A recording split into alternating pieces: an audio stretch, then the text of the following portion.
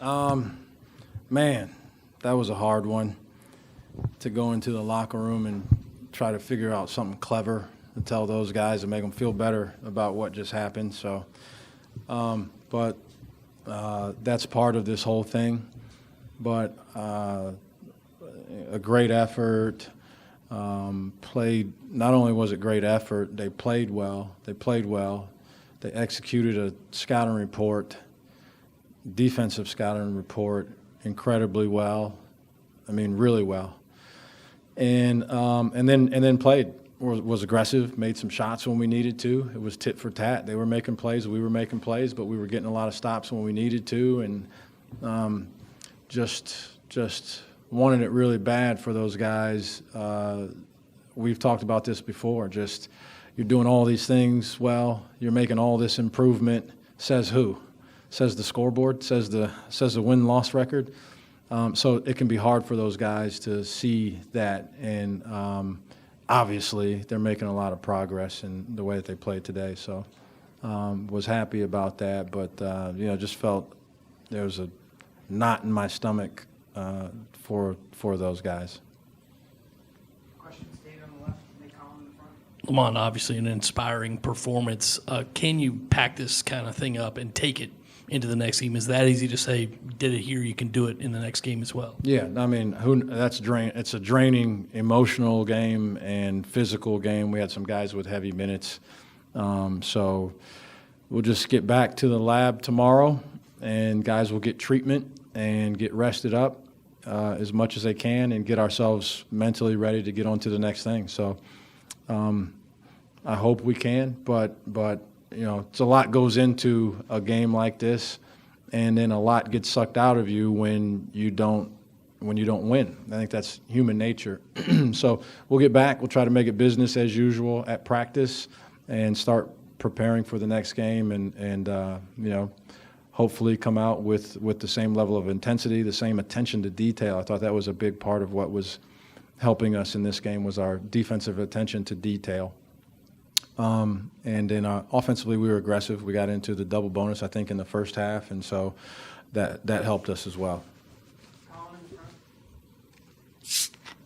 Lamont, you mentioned the fact that it was tough to go into that locker room. What was the message for the team as you kind of try to make sense of what you saw out there? I mean, honestly, just kind of the same stuff I told you guys, is that you deserve to win. You deserve better.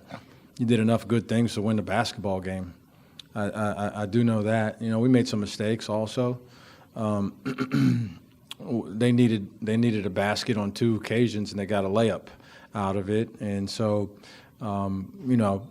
their quality of shot in the waning moments was probably higher than what it should have been. But just that you deserve better. You deserve better. And then let's get back to it tomorrow. And that tonight probably what I'm saying to you is not going to make a whole lot of sense. I'm telling you to take pride in what you did out there, and I just don't know that they're going to be able to do that tonight as young guys that just went through that. But so that was the message, and then I was proud. I'm really proud. I'm proud of what they did, how they communicated with each other, just the stuff that's being said around the locker, in the huddles and timeouts is significantly. And a significant improvement from where it was in December, January. I guess Josh was on the bench working on his knee. Is he okay, and how much did it hurt not having him or Hayden for stretches in overtime? Yeah, I haven't really even talked to him about that, but it hurt without those. It hurt. Hayden's fouling out was a big hit for us. To just you have some flexibility offensively, particularly if late in the game like that you can go small. With Bediako in there, it makes us make some decisions, but it certainly makes them make some decisions as to what you're going to give up late in the game. And it was hard to not have Hayden out there in those situations. Whether he shoots it or not, he just creates. It's a different level of attention. We've seen it in other games where we played small late in the game, and we went spread, and he was able to create something just by being in there as a more mobile guy at the 5. Obviously, containing Brandon Miller is a lot easier said than done. Saw GG on him early in the game, Michi on him at points. Just what was kind of the game plan, and why is he so difficult to stop? Yeah. The game plan was, just to try to make the shots as difficult as you could and play your rules. And, he earned a lot of those. We gave him a couple. We fell asleep one time and we weren't there to guard him. We didn't close out with a sense of urgency one time. He got another 3 in the zone, which is sort of a calculated risk at that point. But why is he hard to stop I don't know. He's really good. He's long. He's talented. He's athletic. He's going to be playing next year probably for a team that's going to pay him a lot of money. If he so chooses to. But, he's really talented. He's really good. He can shoot the 3. He can drive it to the basket. He's stronger than what you think and physical as he gets down there. He's a good finisher. He finished with his left hand late in the game 2 times to win the game. So he's a hard guy to guard. But, I don't get as much into that as writers do. We could have won that game. Say it was 39 he scored instead of 41, and we win the game, right? And then it's a different deal, or, someone else could have scored a lot of points. But he's really good, and so it makes sense to talk about the fact that he had a bunch of points. But he had a bunch of points in a game where they scored less than, even in overtime, less than what they're averaging. And so I'm not as interested in the fact that he scored more, scored a little less. Us as a unit, I think we did a good job defensively against them. Alan on the left, and then Phil over here on the back right.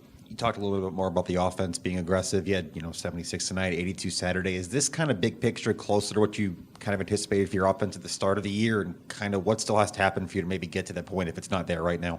Yeah, it's definitely more like it. We're attacking more off the ball screens. I like to attack off the ball screens, and philosophically, I have some similarities to Nate in that I like threes, I like layups also, I like free throws. Sometimes there's going to be some stuff in between there. I'm not a huge fan of that stuff, but Kobe's might have won the game had we gotten a stop on the last possession of regulation. So, but at that point, there's no holds barred. But yeah, I think that aspect of it, attacking that way, being aggressive, I aspire to continue to build our roster in a way that we have more big guys that can even stretch the floor, and again, make some of these guys make decisions. You have to make decisions on what you're going to do in a late game situation when a guy's big and he can shoot from the perimeter. It's a lot of decisions you're going to have to make in a ball screen. So I like that. I like being on that side of things. So that's one area. But we're moving in the right direction, that's for sure. We're being more aggressive. We're playing better. We're running more offense. We're moving the ball better, and we're being aggressive. Phil, the back right. The great ones are able to kind of block out everything that's going on around them, especially when there's a lot of controversy. In Miller's case, to see him score 41 after everything that's gone on with him over the last 2 days, did that surprise you that he was able to kind of handle the crowd and close it out and do what he did? That's not really on my radar of things necessarily. It's a basketball game. Guys go out there, and for that 45 minutes it was today, you play basketball. You go out there and you play basketball.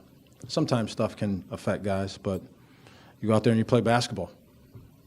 I'm me, I'm not him, so I don't know what was on his mind, but I'm sure it was basketball related. Michael in the front. Seems like Jacoby's right. Jacoby Wright's confidence has just grown game after game after game. Just what have you seen from him just in terms of his evolution and, having the opportunity to start these last few games? It seems like he doesn't want to let the opportunity go. Yeah, he's been good. He's been confident. Confidence, it works wonders for human beings in all walks of life, but certainly as basketball players it does. And so he's been playing well. He's been playing with a lot more confidence. He's making shots. He's attacking more even. So it's not only the execution of it, but it's just the decision that he would make to make an aggressive move, knowing that at the rim it might not work out for him, and then still deciding to make that decision. That's confidence. When you're not 100% sure how it's going to work out, but you believe in yourself enough that you're going to make the right decision or you're going to make it work out. So that's confidence. But yeah, he's been confident in playing a lot of games. I mean, playing a lot of minutes and in a lot of games. I think that'll help you. Maybe starting helped him also, but it's good. It's good that he's got to be a weapon for us or a threat. It's hard to play with guys that aren't an offensive threat unless they really impact the game physically as an incredible shot blocker or rebounder or a defensive stalwart on the ball. I just think you have to be some sort of threat offensively, and he has been. It's been really good to see him and fun to watch his growth. Thanks, Coach. Thanks.